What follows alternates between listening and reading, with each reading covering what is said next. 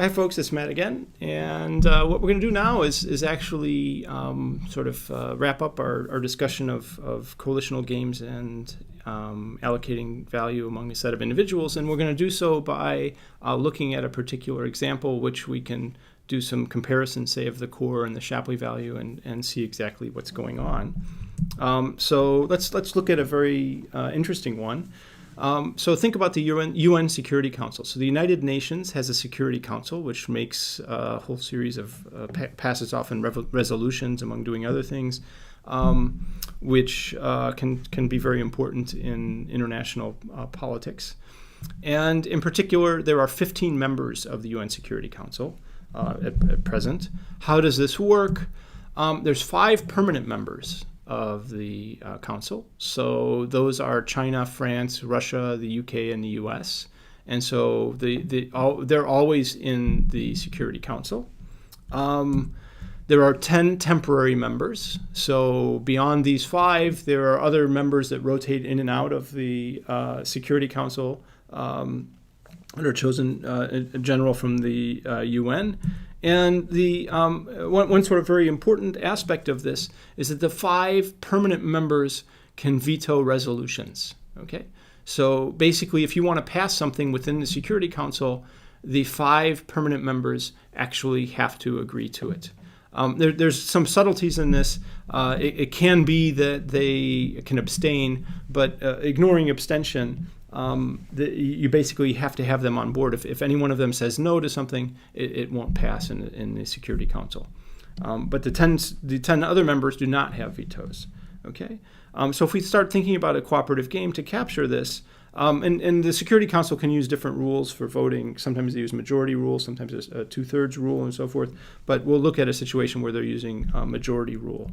So if we want to represent that as a cooperative game, in order to come to a resolution, what's going to have to be true? So if we think about the labeling, say, China, France, Russia, UK, and US as individuals or players 1, 2, 3, 4, 5, then what's true about the value of the coalition? So a value of a coalition can pass legislation or pass a resolution in this case, and get a value of 1. So let's say 1 is success. You pass a resolution. You can do that if all 5 are on board. So you need the 5 permanent members, plus you need a majority. So you need at least half of the 15. So you need at least 8 members in total to vote yes. To overwhelm the other 7 that might be voting no, but all 5 of these have to be present. And if you have a coalition that wants to pass a resolution that does not include some of these members or falls short of the 8, then you get 0. Okay, so this is a cooperative game. It's a very particular one, and we can analyze then what are the core allocations for this, what's the Shapley value, and so forth. So in order to do that, let's start with a simple 3-player game that has a similar structure. Okay, and what's the structure of this? This is sort of a simplified version of the UN Security Council. Say 1 permanent member with a veto and 2 temporary members. And we still operate by majority rule. So what's true is the value of a coalition is 1 if you've got 1 as a member, and you've got at least 2 members on board. So if at least 2 agree and player 1 is one of them, you can pass something. Otherwise, you can't. Okay, so that's a simplified version, but it has the same kind of structure as the UN Security Council. So what happens? Let's start with the core and try and analyze this. So we've got our game that V is 1 if you've got 1 in there and at least 2 members.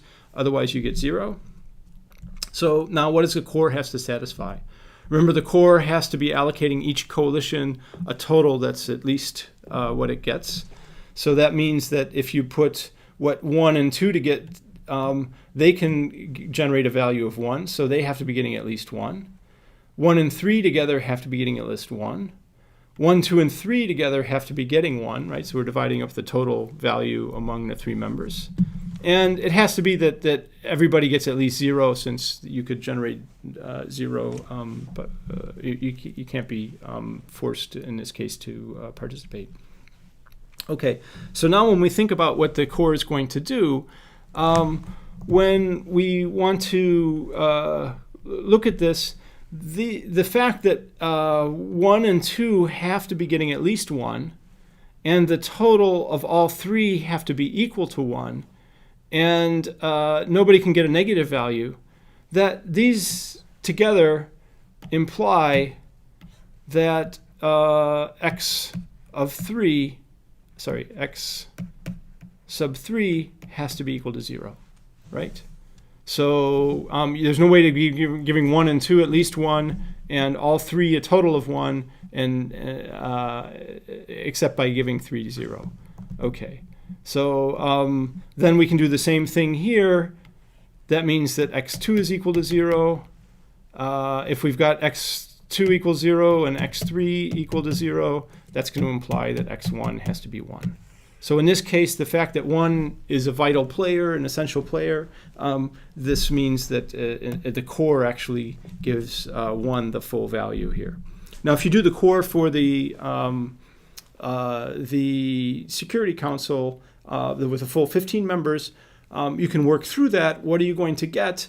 You're going to get that essentially the division of the full value is going to end up going completely to the 5 permanent members. So you're going to get the 5 permanent members, x1 through x5, getting a value of 1, and then everybody else getting a value of 0. But you could have many different ways of allocating that amount in between those members and still be in the core. Okay, so simple idea of what the core is in this game.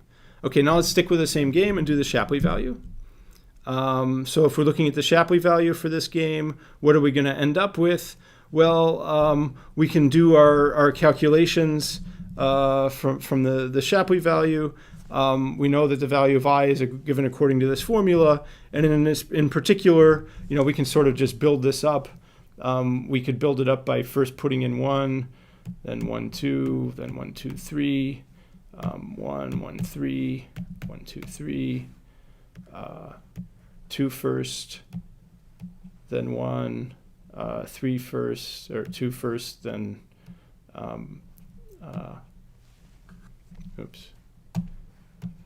then 3, 3, then 1, 3, then 2, etc. And in this case, when 1 comes in, these two they add nothing. And in every other case, no matter where 1 comes in, 1 comes in when there's at least 1 other player there. In all these other cases, they're adding a value of 1. So this is going to tell us that the value to 1 should be equal to 2/3, because 2/3 of the time they're adding a value of 1, and 1/3 of the time they're adding a value of 0. Okay. If you go through these kinds of calculations, you can you've got this weighted by 2/6, this weighted by 1/6, this weighted by 1/6, and so forth. So what you're going to end up with is here 2/3. Then 2 is going to get 1/6, 3 is going to get 1/6, and so forth. And so what we end up with is Shapley value of 2/3 for 1, 1/6 for each of the other players. So the core and the Shapley value in this case are both unique, and they're giving us different predictions. The core is saying everything should go to person 1. The Shapley value says, well, 2 and 3 actually do generate some value, and we should be giving them some of the fruits of their production. And in this case, 1 is more important, so they get more. But 2 and 3 are still valuable members in this society, and the Shapley value reflects that. But these are very different logics.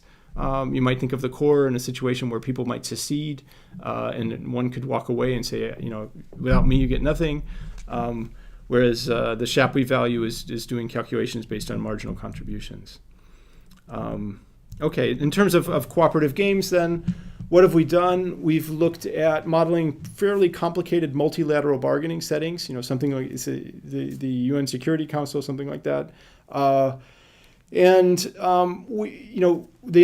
of the idea behind cooperative game theory is that we could do everything as a non-cooperative game. We could have written down a normal form game for bargaining, or we could have written down a giant extensive form for how the Security Council operates, and who can bring in a resolution, and then who has to vote yes, and how it all works, and then calculate what a Nash equilibrium of that game is, or a subgame perfect equilibrium, and then try and figure out what the payoffs are.